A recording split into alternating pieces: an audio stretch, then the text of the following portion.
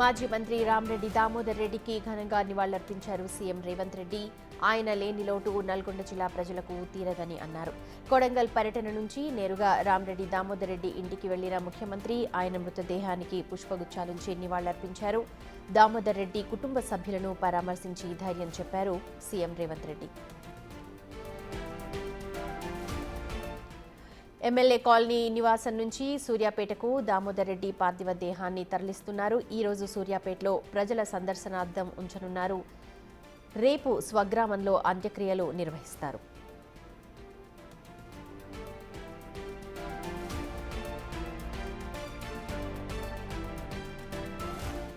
మరిన్ని వివరాలు మా ప్రతినిధి హేమ అందిస్తారు. కూడా సూర్యాపేటకి ఇది ఒక తీరని లోటు అంటూ కూడా చెప్పుకుంటున్నటువంటి పరిస్థితి. ఇక వచ్చినటువంటి వాళ్ళంతా కూడా ప్రస్తుతం మనతో పాటు ఎమ్మెల్సీ అద్దంకి దయాకర్ ఉన్నారు. మాట్లాడదాం. మీ పార్టీ ఒక సీనియర్ నేతని కోల్పోయింది. ప్రతి ఒక్కరు కూడా ఉదయం నుంచి పార్టీలకు అతీతంగా వస్తూ ఉన్నారు.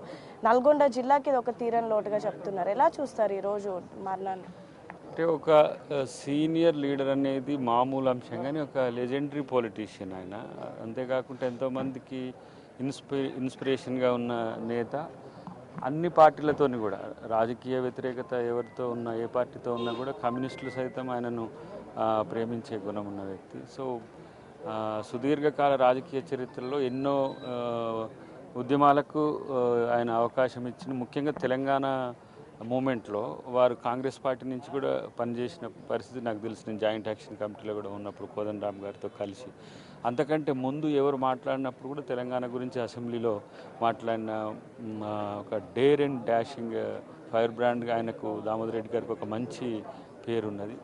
దాంతోపాటు నాకున్న అంచనా ఏంటంటే ఆయన తెలంగాణను ఏ విధంగా, తెలంగాణలో కాంగ్రెస్ పార్టీని ఏ విధంగా తీసుకురావాలనే విషయంలో చాలా స్పష్టత ఉండేది. అది ముఖ్యమంత్రి గారితో కూడా, అది మునుగోడు ఎన్నిక కానీ, మునుగోడు ఎన్నిక కంటే ముందు కానీ వారితో చాలా క్లోజ్గా ఉండడం, అన్నిటికంటే సబ్బండ వర్ణాలను అంటే దళితులను, బడుగులను కూడా తన ఒక సొంత వ్యక్తులుగా చూసి తన నాడి ఇంట్లో కూడా వాళ్ళకు అవకాశం ఇచ్చి, అంటే వెనుకటి రోజుల్లో అంటరానితనం ఉండే పరిస్థితిని కూడా ఆయన, అంటే అంటరానితనానికి వ్యతిరేకంగా కూడా అది మాలమాదిగలు కావచ్చు, బీసీలు కావచ్చు, ఎవరు కూడా తనతో కలిసి భోజనం చేసి, తనతో కలిసి ఉండి, తనతో కలిసి జీవించే పరిస్థితిని కల్పించిన ఒక సామాజిక విప్లవకారుడు కూడా. ఎందుకంటే మా తుంగతుర్తి ప్రాంతంలో నేను ఎప్పుడు 8th క్లాస్ 9th క్లాస్ నుంచి వారికి రాజకీయ జీవితాన్ని నేను చూసిన. సో ఒక ఫెరోషియస్ ఫైర్ బ్రాండే కాదు, ఒక మోరల్ లీడర్గా తను చాలా గొప్ప నాయకుడు. 40 సంవత్సరాల పైచిలకు కాంగ్రెస్ పార్టీతో అనుబంధం వల్ల కాంగ్రెస్ పార్టీ యొక్క ఆలోచన విధానాన్ని మాకు చెప్పడంలో కానీ, లేకపోతే తను నిర్వచించడంలో కానీ చాలా ఒక మెచ్యూర్డ్ లీడర్గా ఉండేది. పైకి మాస్గా కనపడ్డప్పటికి కూడా చాలా క్లాసిక్ లీడర్గా ఉన్న పరిస్థితి. ఒక మంచి నాయకుడిని కోల్పోయినాం. ఏదేమైనా మాకు ముఖ్యంగా ఉమ్మడి నల్గొండ జిల్లాకు ఒక రోజున ఆయన ఒక్కడే గెలిచి కూడా ప్రతిపక్షం మొత్తం ఆ స్థాయిలో, ప్రతిపక్ష స్థాయిలో ఆయన పోరాడిన తీరు మాకు తెలుసు. కాబట్టి ఏదైనా ఆయన జీవితాన్ని స్ఫూర్తిగా మేము తీసుకుంటాం. రాజకీయంగా తను చేసిన ఏవైతే సేవలు ఉన్నాయో వాటిని కొనసాగించే ప్రయత్నం మా ప్రాంతంలో, సూర్యాపేట తుంగతుర్తి ప్రాంతంలో చేసే ప్రయత్నం చేస్తాం. సో మొత్తానికి సీనియర్ లీడర్ని కోల్పోయింది పార్టీ. అండ్ మోర్ ఓవర్ ఆయన చేసినటువంటి కార్యక్రమాలను ఇంకా ముందుకు తీసుకొని వెళ్తామంటూ కూడా చెప్తున్నారు. ఒకసారి చూడొచ్చు, మొత్తం పార్టీలకు అతీతంగా కూడా అందరూ వచ్చి కలిసి నివాళులు అర్పిస్తున్నటువంటి పరిస్థితి. ముఖ్యమంత్రి రేవంత్ రెడ్డి, మంత్రులు పొంగులేటి శ్రీనివాస్ రెడ్డి, పొన్నం ప్రభాకర్, మేయర్ అండ్ ఎమ్మెల్యేలు, ఎంపీలు అంతా కూడా వచ్చి నివాళులు అర్పిస్తూ ఉన్నారు. ఓపెన్నెస్, లోపల ఒకటి బయట ఒకటి మాట్లాడేవి కాదు, లోపలికి మాట్లాడేవాడు. అలాంటి డైనమిక్ పర్సనాలిటీస్ రాజకీయాల్లో తగ్గితే నష్టం వస్తుంది. అందులో ఇప్పుడు రాజకీయాలు కూడా ఇట్లా మారిపోతున్నాయి. ఇట్లాంటి సమయంలో ఆయన మరణం అనేది చాలా బాధాకరం. ఒకే పార్టీలో ఉన్నారు ఆ విషయంలో.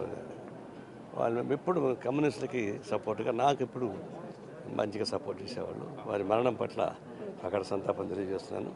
వాళ్ళ కుటుంబంతో మా సానుభూతి తెలియజేస్తాను. అయితే ప్రధానంగా ప్రతి ఒక్కరు చెప్తుంది ఏంటంటే కాంగ్రెస్ పార్టీ ఒక గ్రేట్ లీడర్ని కోల్పోయింది.